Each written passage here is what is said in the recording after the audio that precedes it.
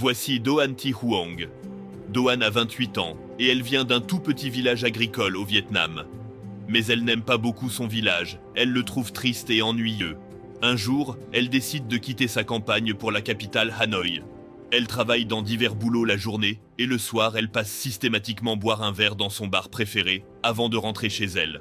Un soir, alors qu'elle est en train de boire comme d'habitude, elle rencontre un homme qui lui annonce qu'il s'appelle Monsieur Y pour faire simple. Il est beau, sympathique et a l'air très sûr de lui. Il lui dit qu'il travaille pour un média coréen et qu'il fait des vidéos de prank. Il lui propose de devenir actrice dans ses vidéos. Doan n'en croit pas ses oreilles. Elle qui a toujours rêvé de devenir actrice ou chanteuse. Voilà enfin peut-être l'opportunité de sa vie. Elle accepte sans hésiter. Monsieur Y lui paie un billet d'avion pour la Malaisie, où vont se dérouler les pranks. Doan n'est pas seule. Elle rejoint une autre jeune fille qui fait déjà la même chose et qui s'appelle Siti et vient de l'Indonésie. Le travail commence.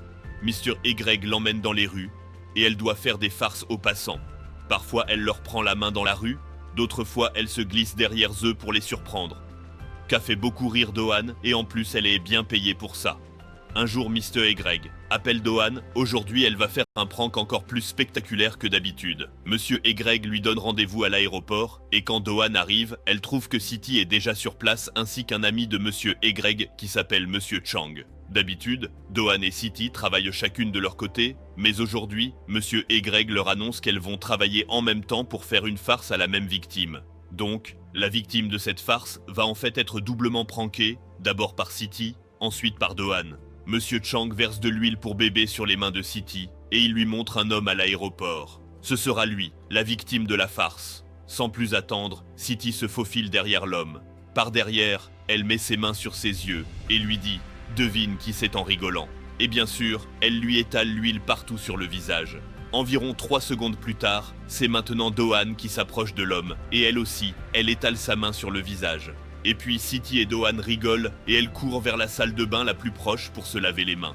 Pendant ce temps, le pauvre homme, la quarantaine, d'apparence asiatique et un peu en surpoids, est confus et un peu effrayé. C'est un homme, appelons-le Nam. Nam va donc voir les agents de sécurité de l'aéroport et leur dit que des femmes au hasard viennent de lui étaler quelque chose sur le visage et que depuis il ne se sent pas bien. La sécurité escorte l'homme au centre médical de l'aéroport et son état s'aggrave rapidement. Il devient très vite évident que quelque chose ne va pas du tout. Donc, il le transporte d'urgence à l'hôpital et en chemin, il meurt soudainement. Alors, qui était cet homme?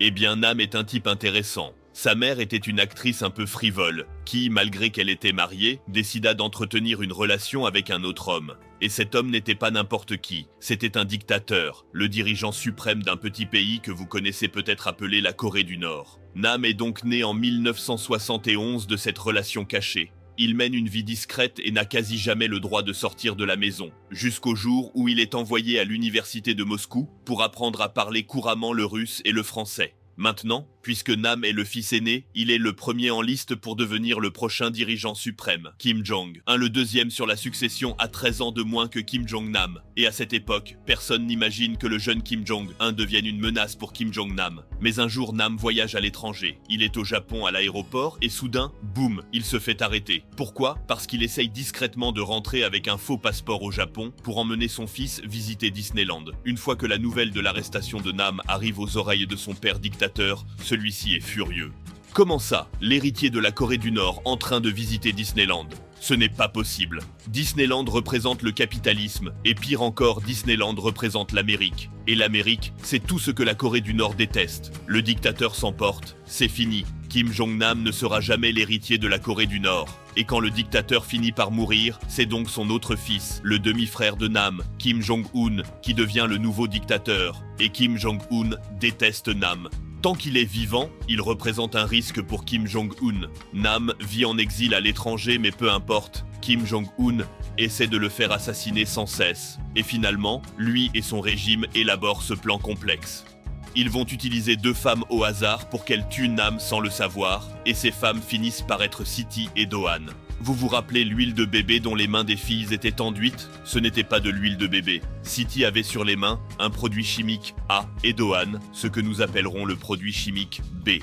Et il se trouve que, lorsque vous combinez ces deux composés, cela crée un agent neurotoxique appelé VX, ou agent venimeux X. Un agent toxique sans goût et sans odeur interdit dans le monde entier tellement il est dangereux. Il vous tue en quelques secondes, surtout si quelqu'un l'étale sur votre visage. Donc, Nam meurt ce jour-là, juste après qu'elle l'ait touché. Et Monsieur Chang, Monsieur Higby et tous les autres monsieur qui ont monté cela, eh ben, ce sont en fait des espions nord-coréens. Ils s'enfuient tous rapidement et ils finissent par s'en sortir. Comme les faux producteurs se sont tous enfuis, cela laisse les seules personnes liées au crime, Siti et Do-han. Donc, Siti et Do-han sont dans la salle de bain de l'aéroport, en train de se laver les mains tranquillement. Mais lorsqu'elles ressortent et regardent autour d'elles, tous les producteurs ont disparu.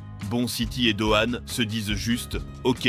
Et séparément, les deux femmes rentrent chez elles. Elles n'ont aucune idée que quelqu'un est mort. Environ un jour plus tard, elles sont toutes les deux arrêtées. Et Siti ne se doute tellement de rien, qu'elle pense même que son arrestation fait partie de l'émission de farce. Haha.